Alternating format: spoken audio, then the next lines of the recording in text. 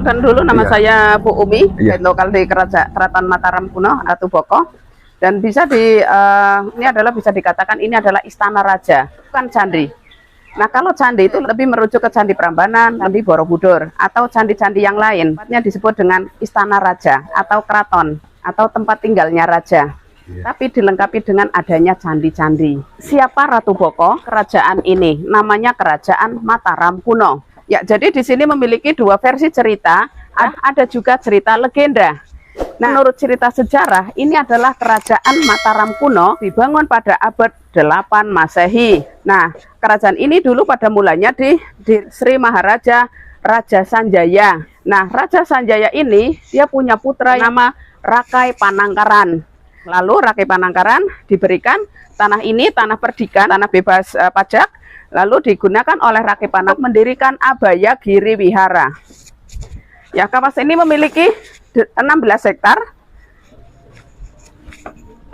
Ya, pemandangan di sana bagus. Kelihatan Candi Kalasan. Candi yang dibangun pertama kali Mataram kuno itu adalah Candi Kalasan yang dibangun Rakai Panangkaran pada tahun 778 Masehi. Saat dipimpin oleh Rakai Panangkaran, ya itu Prambanan, itu Candi Hindu.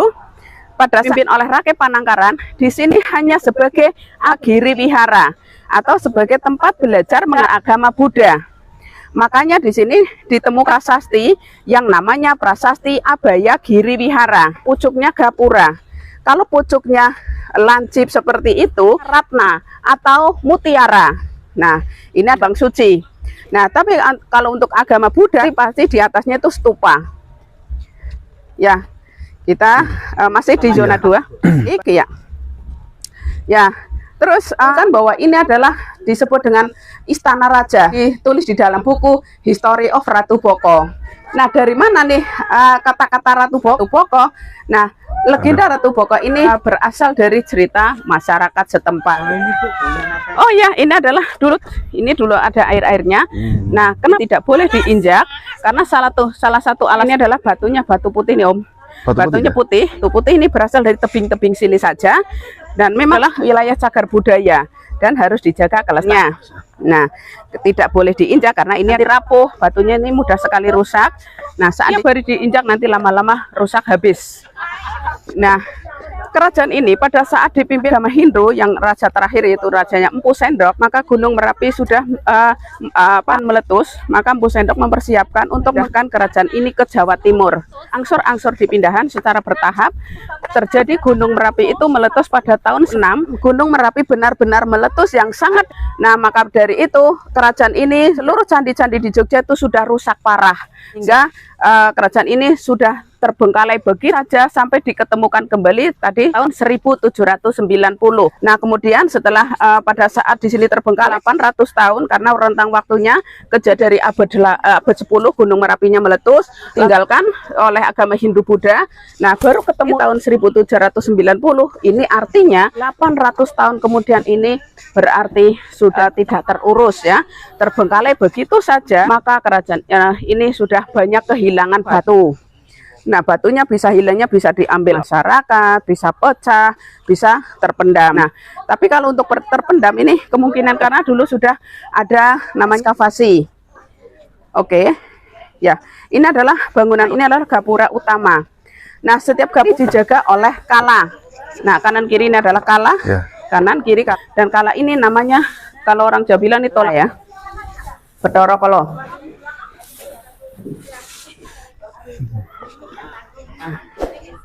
Ya, ini adalah gapura bercolo.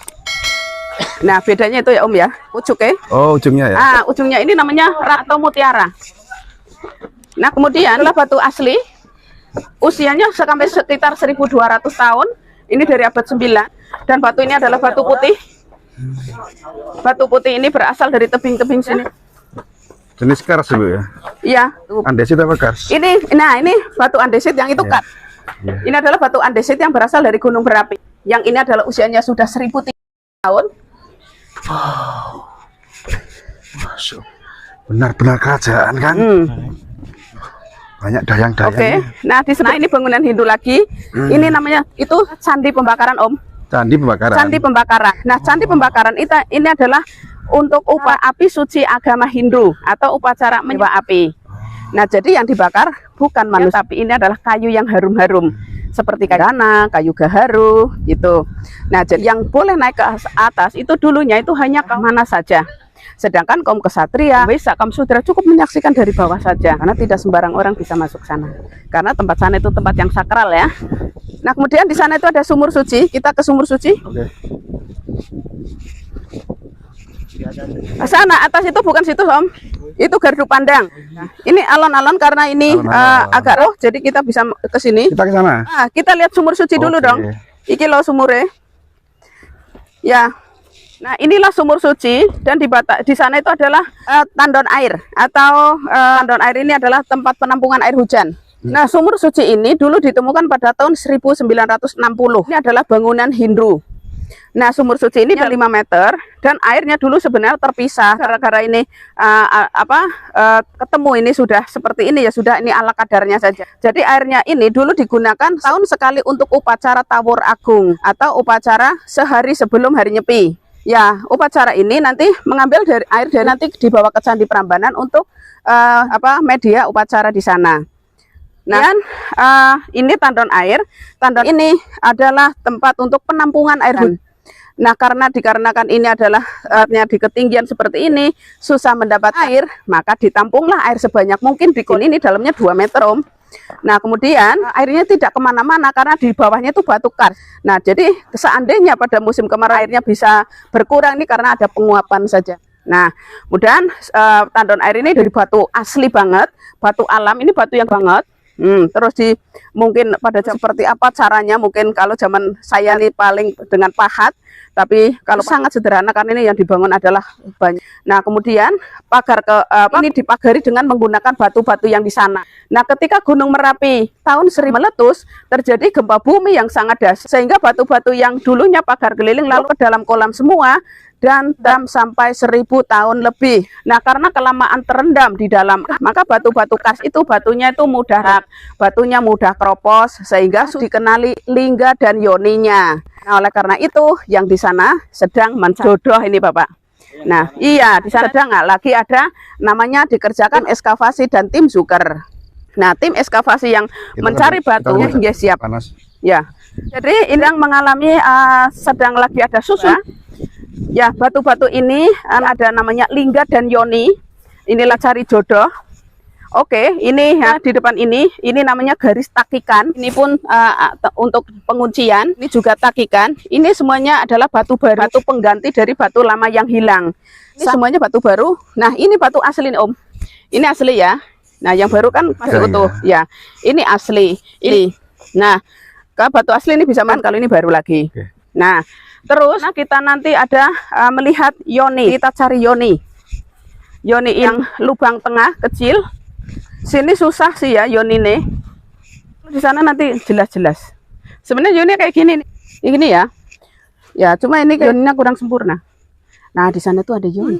Nah, jelempet itu sana. Nah, ya. Iya, jelempet memang. Nah, yoni ini isin ya. Nah, ini yoninya. Oke.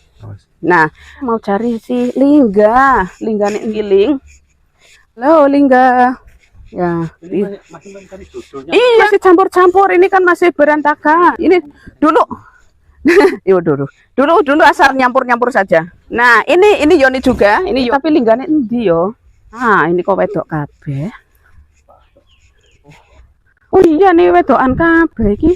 Nah, itu kan banyak bolong-bolong. Oh, coba kita ke sini, Pak.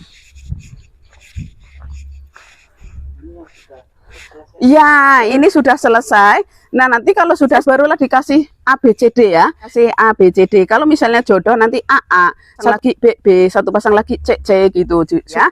Nanti dipindahkan ke sana kan beda tim lagi, suka keliru. Itu. Jadi ini adalah susun coba namanya. Iya, tulis saja sampai gumun. Iya, padahal aku yang gumun karo turis, ya saling gumun-gumunan. Oh, ini anu listriknya, anu apa? Ketoi listrik. Ada atapnya. Ada bangunannya di. Nah, yang batu bulan ini adalah tempat tiang ya, Om ya. Tiang sini ya. Sana ada 9 loh. Berarti 9. 13 berarti 27 tiang, dan ini adalah tempat untuk istirahat. Jadi yang di sana itu alun-alun, yang gemplang itu adalah alun-alun. Ini adalah ada tempat istirahat. Yang ini terdiri dari 6 kamar, 6 bilik ya. Dan bangunannya semua terbuat dari bahan-bahan seperti tiangnya kayu, pagarnya, atapnya menggunakan jerami. Dan keseluruhan itu sudah tidak ada lagi yang utuh. Dan lagi sisa-sisanya pun tak ada. Seandainya mau dibangun, tidaknya itu 60% yang asli, 40 yang baru. Tapi kan di sini sudah tidak sama sekali, kan lebih baik ini tidak dibangun lagi. Nanti kalau semuanya namanya tiruan dong, replika. Jadi merusak nilai sejarahnya. Begitu. Nah, ini batunya masih dicari-cari Om ya. Ya, ini ketemu tuh, esernya ada nih, ada lagi. Tapi ya ini masih ompong-ompong. Mau ke gua Om? Ya, kita lewat. Oh, ke sana dulu, baik. Ya, ya, ke istana betul. Di istana sedang ada syuting.